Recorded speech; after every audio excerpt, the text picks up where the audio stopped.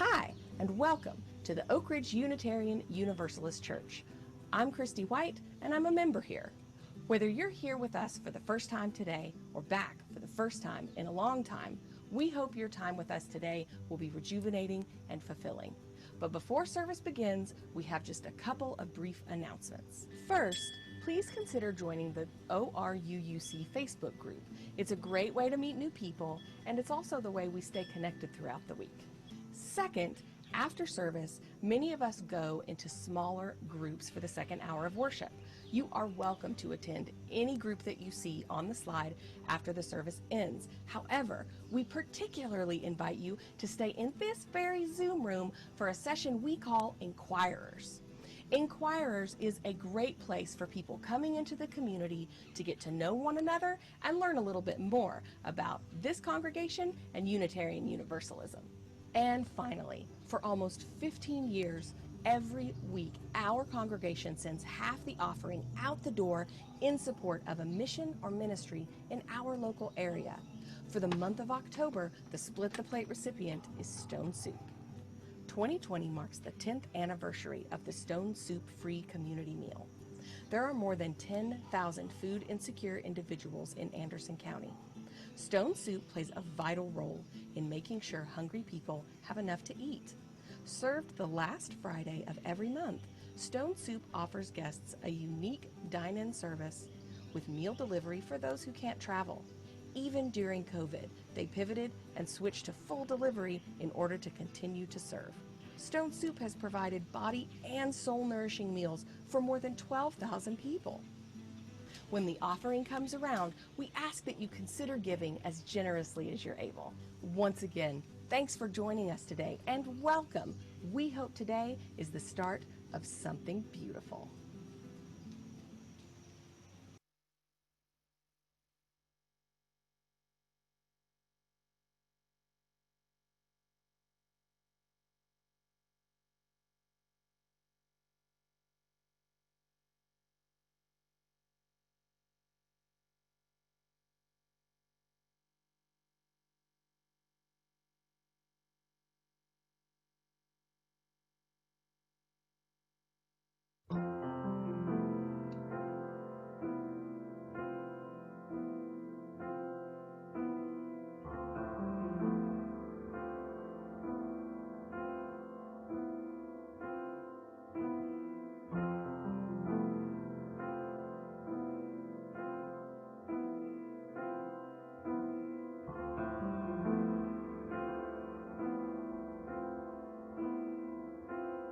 There's a path, though it winds its way through darkness, we would choose to avoid it if we could.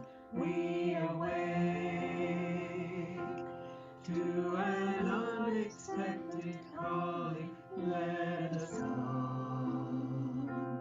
There are gifts in the dark wood.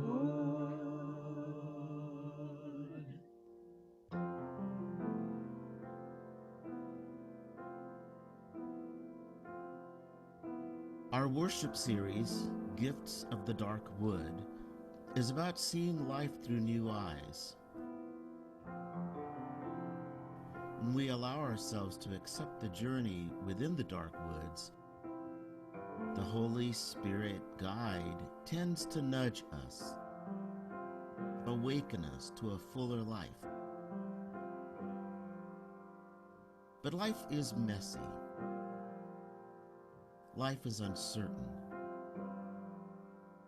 Rather than a problem to be solved, what if we saw uncertainty, failure, emptiness, and loss as opportunities to be transformed?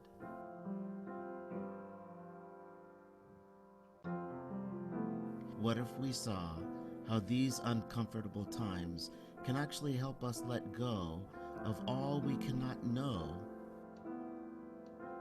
that we can live more wholeheartedly?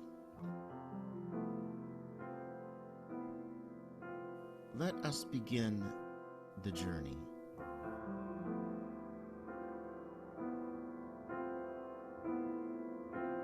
There's a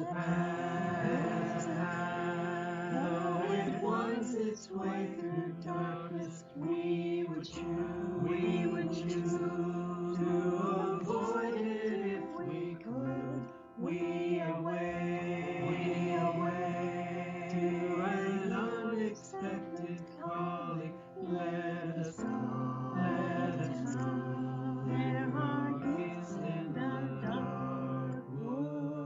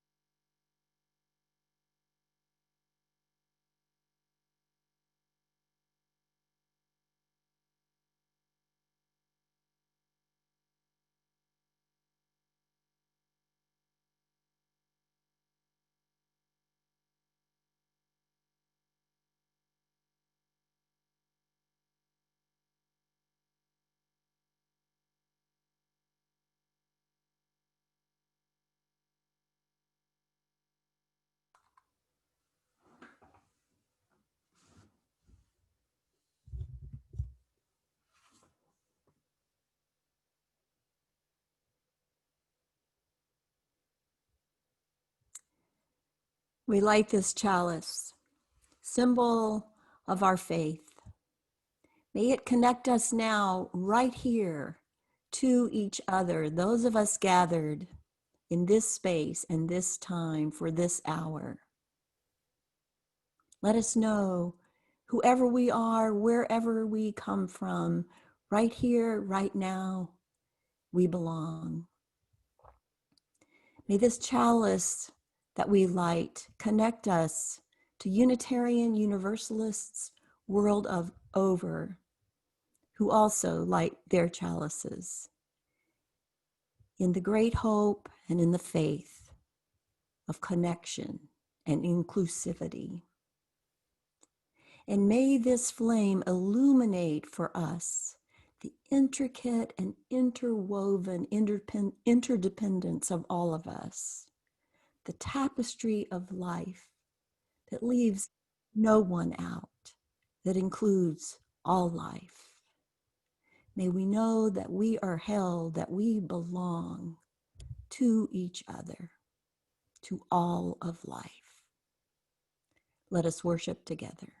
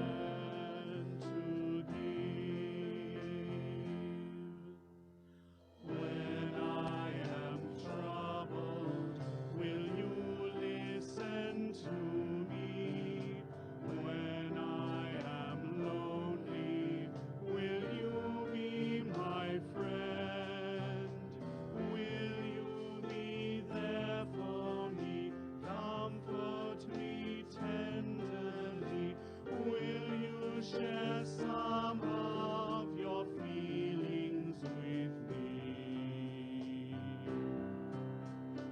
If you will show me commitment,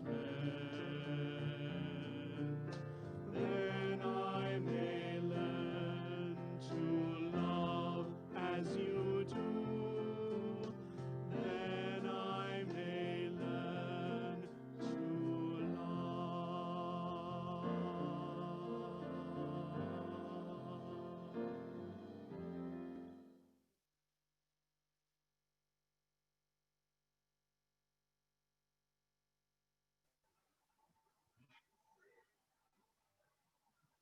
And here in this part of our worship service, we invite each and every one of you to bring more of yourself forward into this space.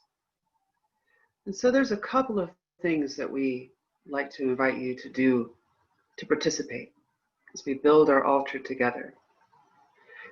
If you have one around you, you might light a candle and lift it up to the camera to share.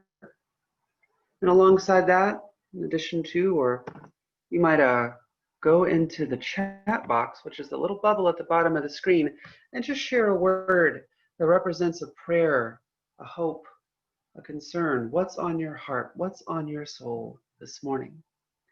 And if there is something that you would like incorporated into the spoken prayer, you can email that to oruuc.community.prayers@gmail.com. And that will be included in the prayers of the people. Let us bring some light to one another.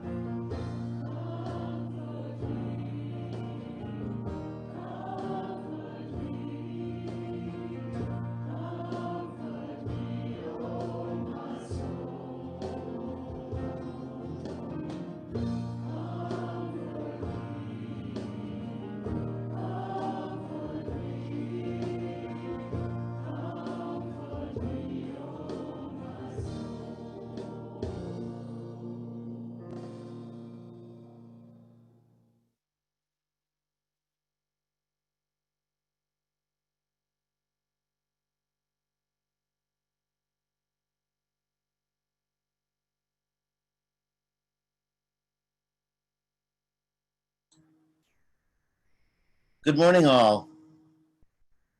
Today, for our community prayers, we will draw from the community prayer email.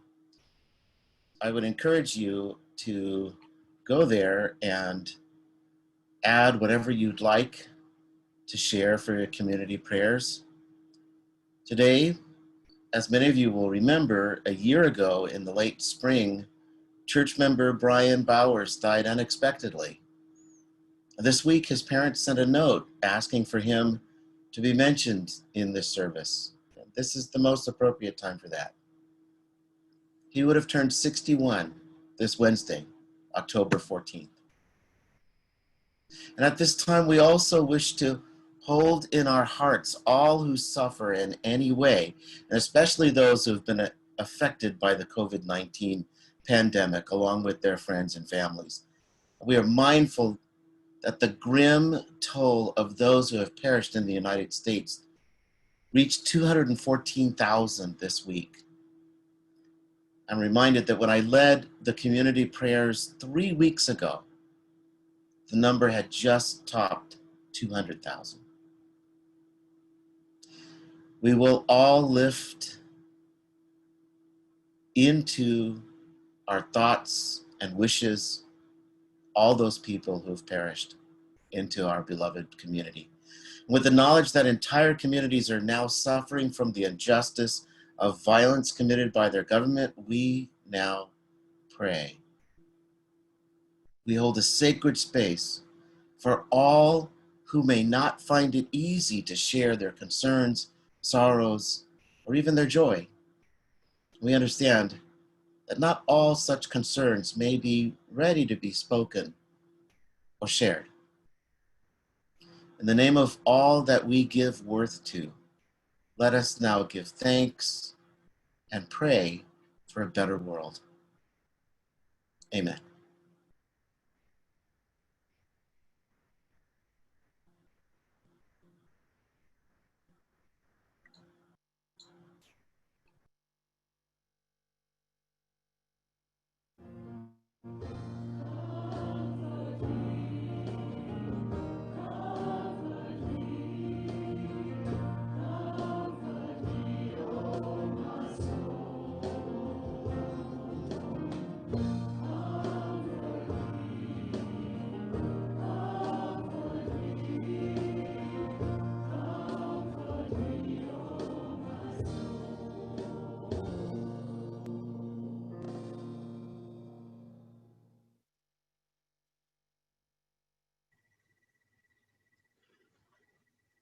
So as Christy mentioned at the beginning of the service, this month our Split the Plate is ORUUC's own Stone Soup Ministry, which for 10 years has supplied food for those in our wider community who need it and who continue through this time of social isolation to provide the food that is so needed by those in our wider community. I invite you to be the generous folks that you repeatedly, week after week, show that you are.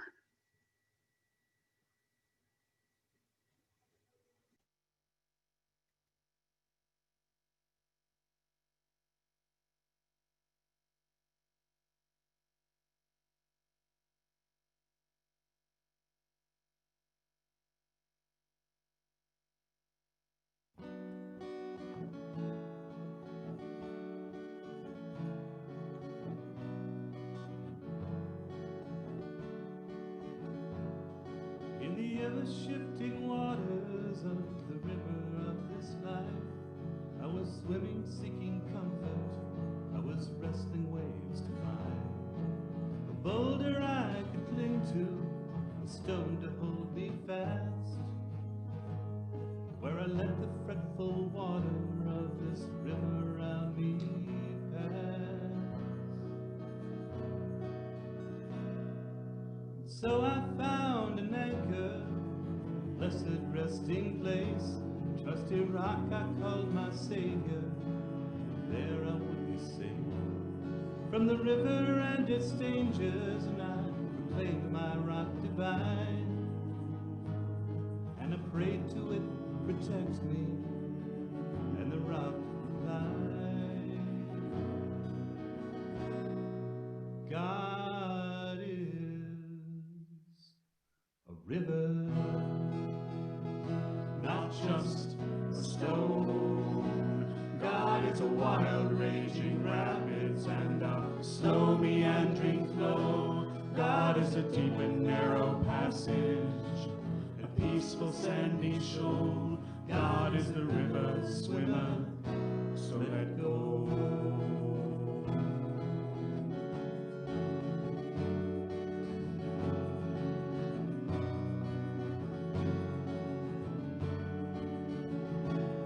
Still I clung to my rock tightly with conviction in my arms, never looking at the stream to keep my mind from thoughts of harm. But the river kept on coming, kept on tugging at my legs, till at last my fingers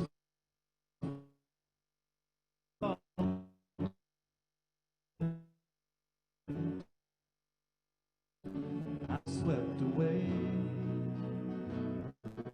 So I'm going with flow now, these relentless twists and bends, waiting to the motion and a sense of being there. And this river's like my body now, it carries me along through the ever-changing scenes and by the rocks that sing this song.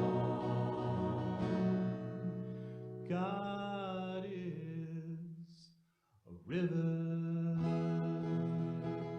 not just a stone. God is a wild raging rapids and a slow meandering flow. God is a deep and narrow passage and a peaceful sandy shoal. God is the river swimmer, so let go. God is the river swimmer, so let go.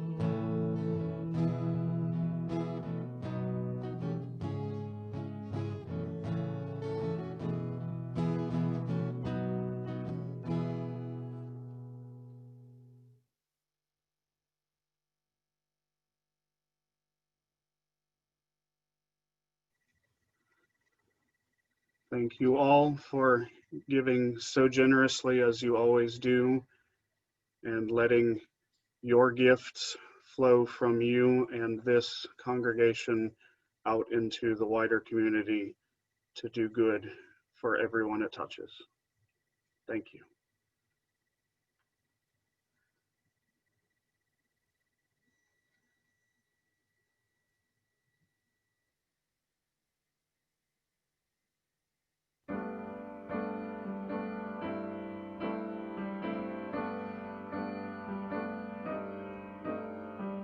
Rooted in love, we covenant,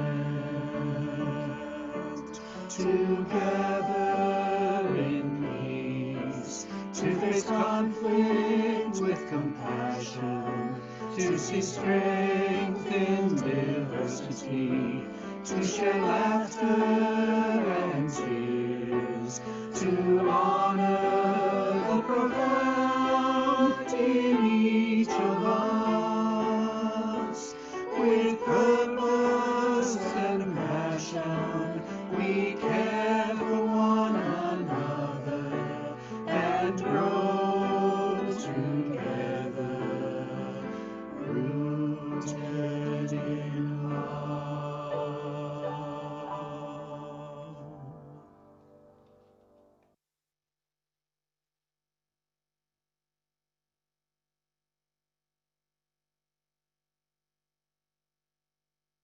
Once all the birds in the world gathered together, from the largest to the smallest, from the bright and vivid plumage to those that were drab.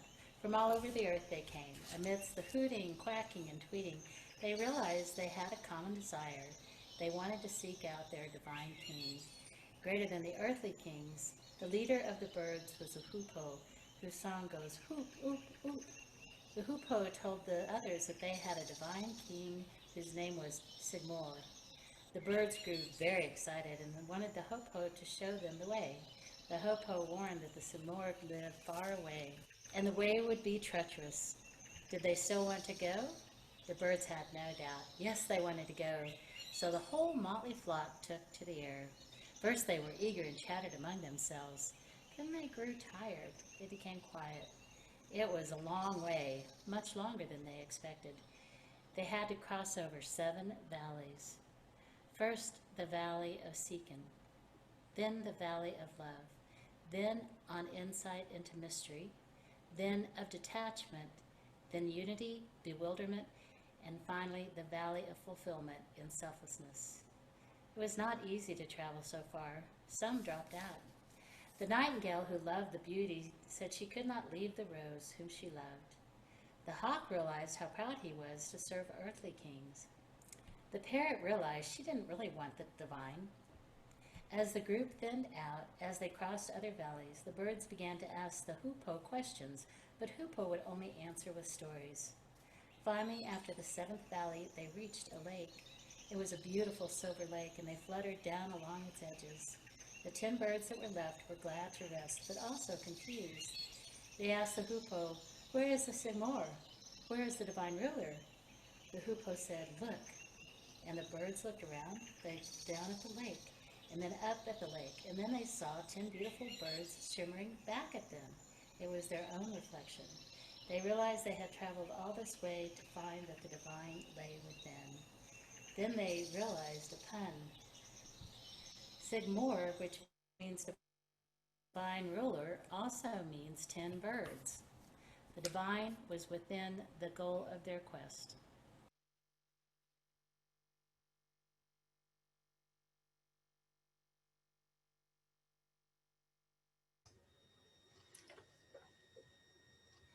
Here at ORUUC, we celebrate growth and transformation.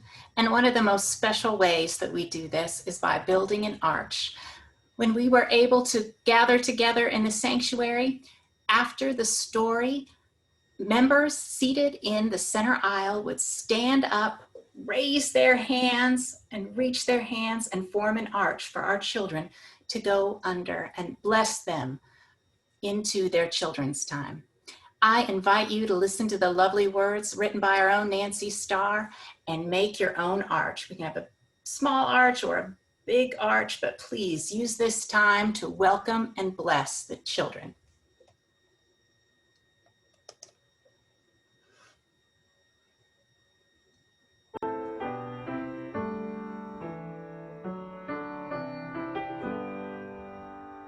Beneath our arms we shelter you.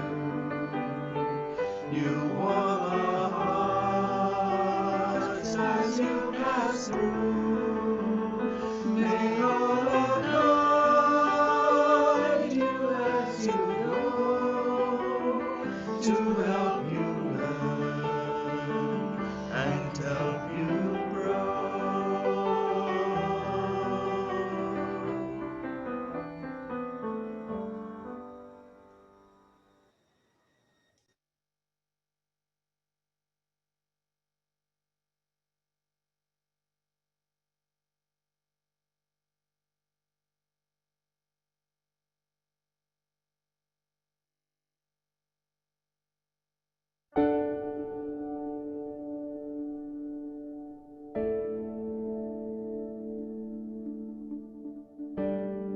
Vulnerability is not weakness, and the uncertainty, risk, and emotional exposure we face every day are not optional.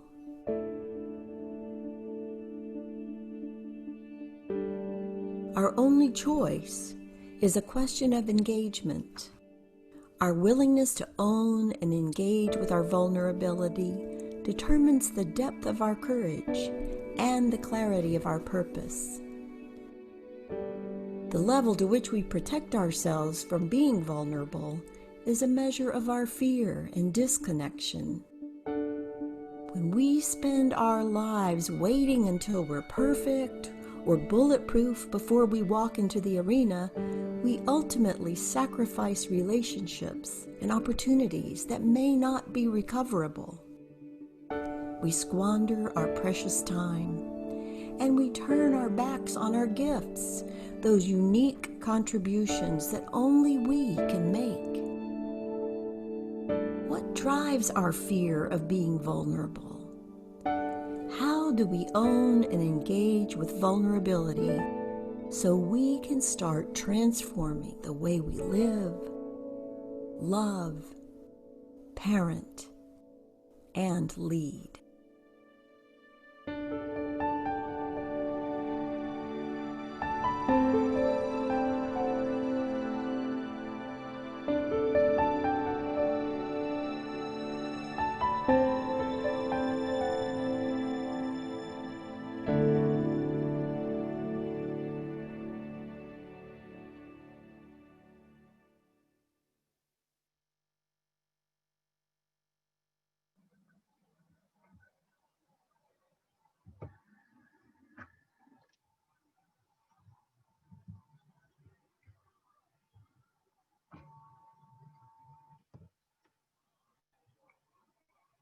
This morning, in the spirit of practicing vulnerability, I'm trying something new, preaching without a manuscript, straight from the heart.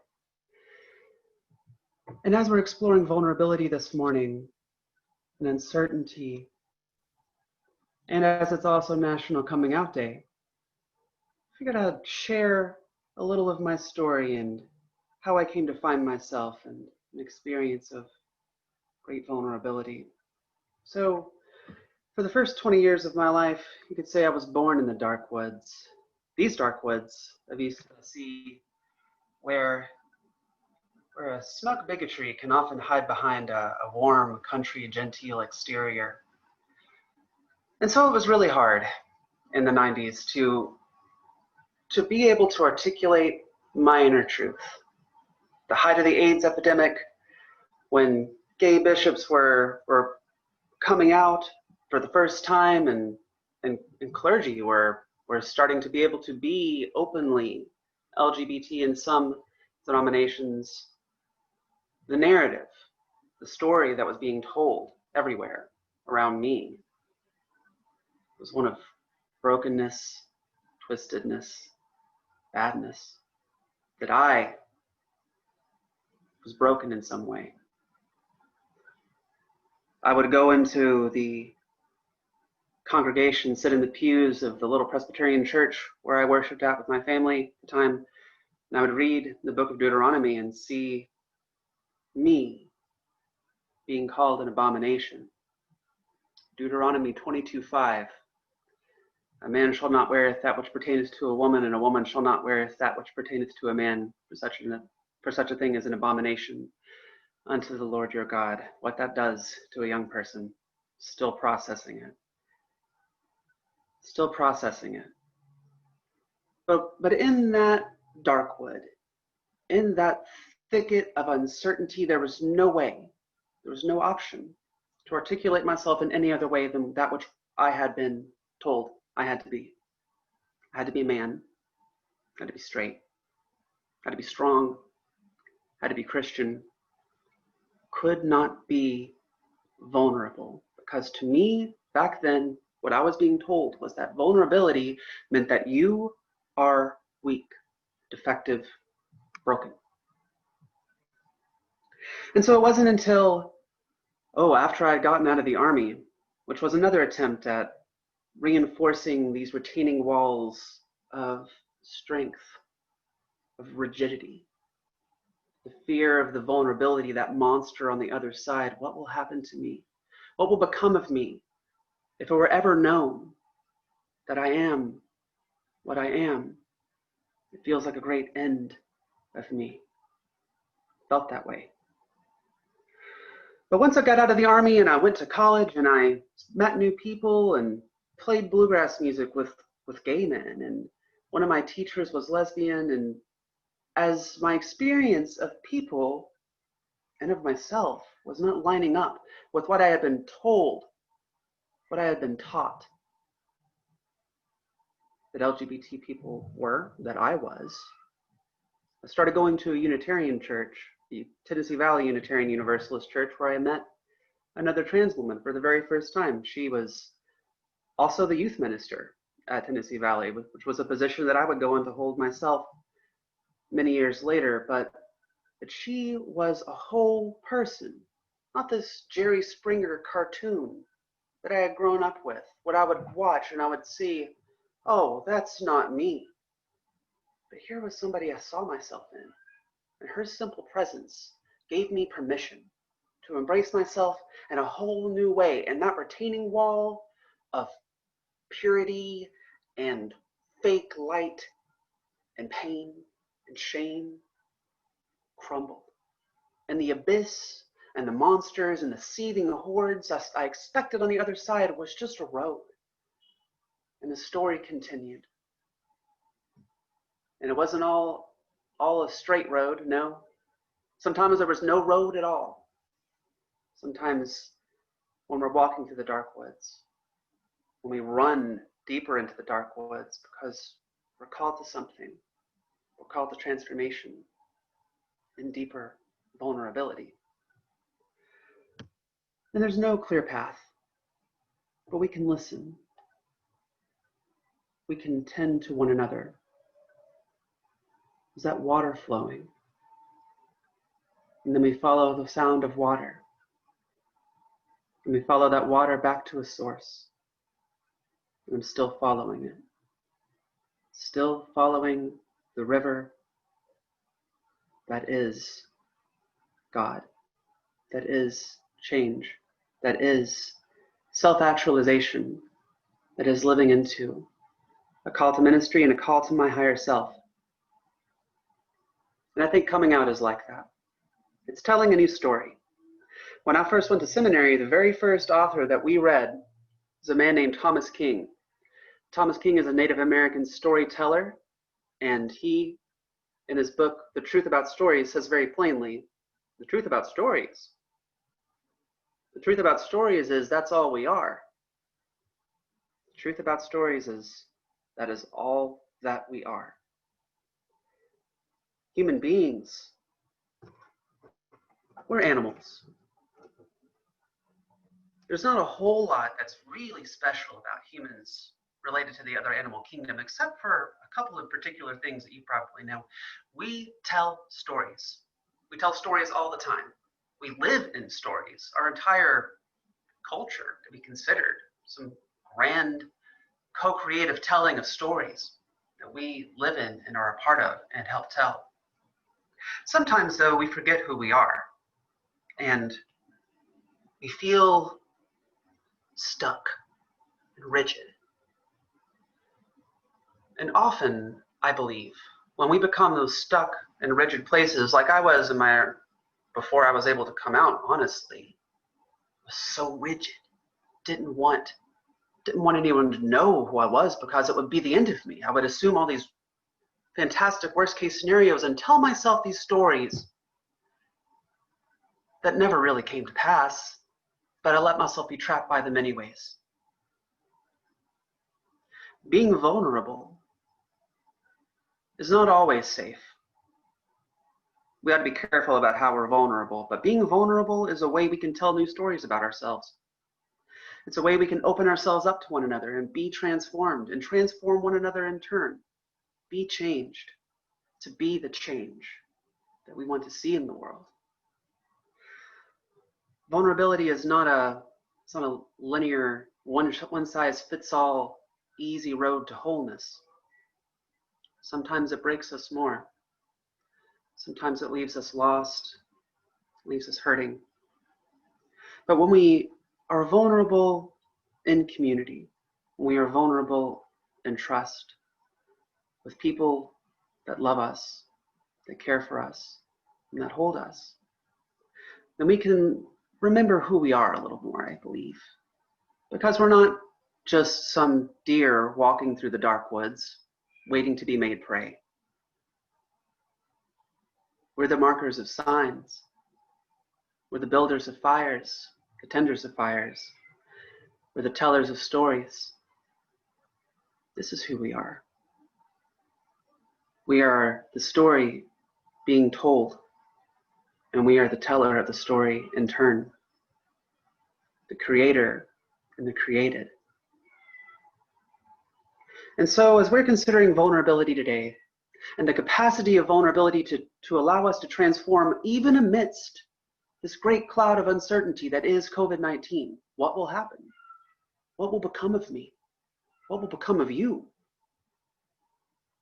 Well, I'm not going to sit here and tell you that I know, because I don't. But I know that when we start telling ourselves these stories, these worst case scenarios, oftentimes we just fall down on the ground and forget who we are. We forget that the story goes on. When I was younger, I would tell myself these stories about myself. Oh, if I were to ever say who I was, what I was, articulate myself fully, I would be abandoned and lost forever. And yet here I am. So the next time, friends, you find yourself against that great monolithic wicked problem of uncertainty and it just makes you want to fall down, follow that story through. Where does it go? You take a chance. Oh, well, what if I wind up losing everything? Well, here at ORUUC, you see, we're community rooted in love, sharing community together. And there is likely someone who will catch you. If you've been looking for a sign to try something new, to tell another story, to make another way in this world, this is your sign. An opportunity to tell a new story and to tell a good one.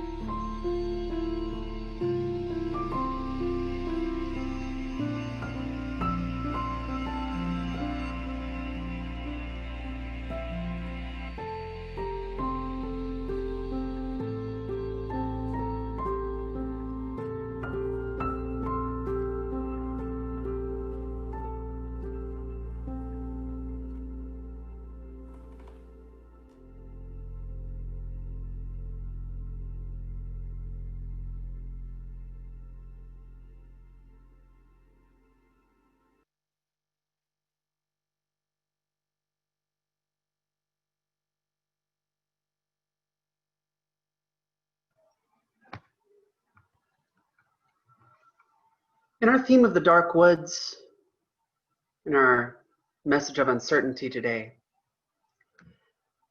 we'd like to leave you with a with a little gift you can give to yourself and share with others as well.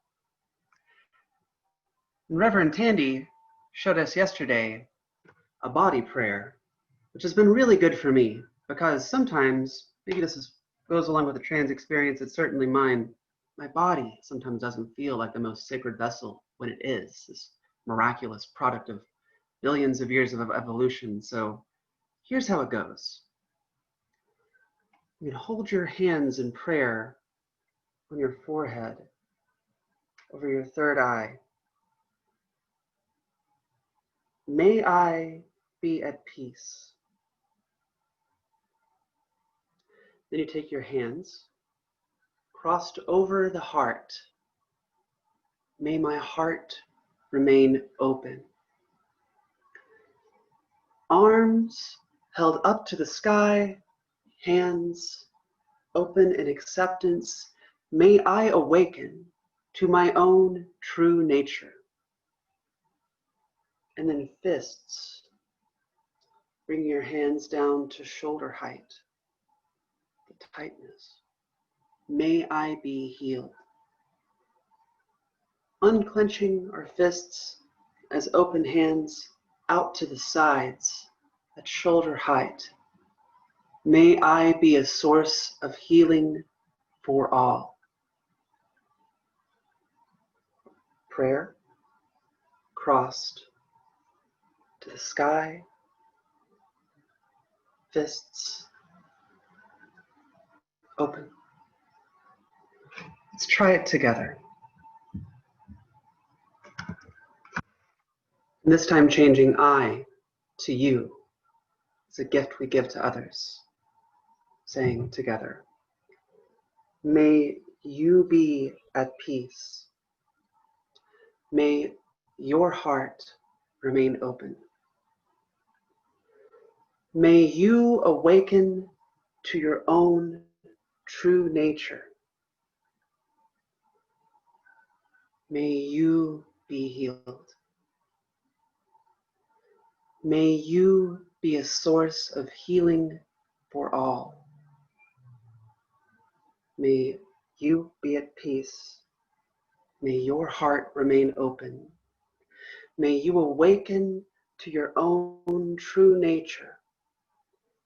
May you be healed. May you be a source of healing for all.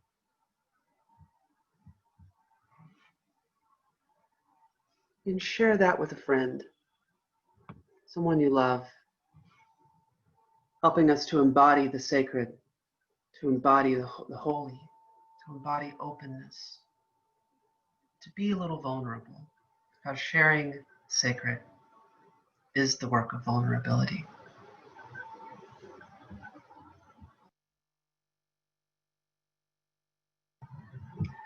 Now will you join us in our closing hymn, number 1020, in singing the journey, Wo Ya Ya.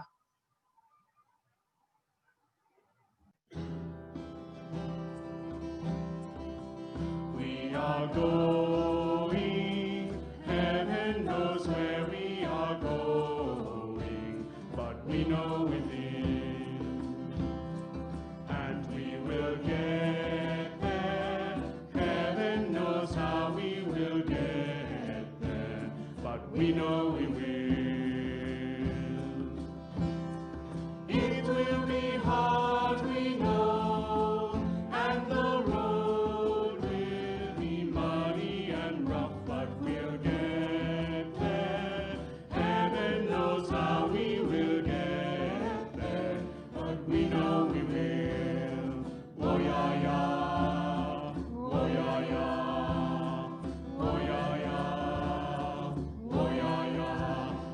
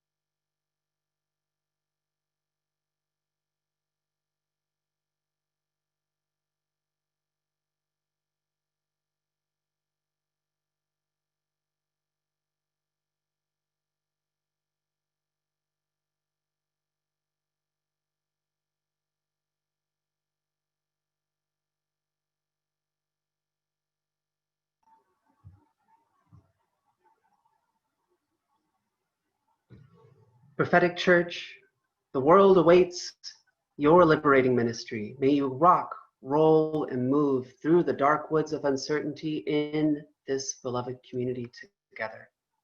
Go in peace.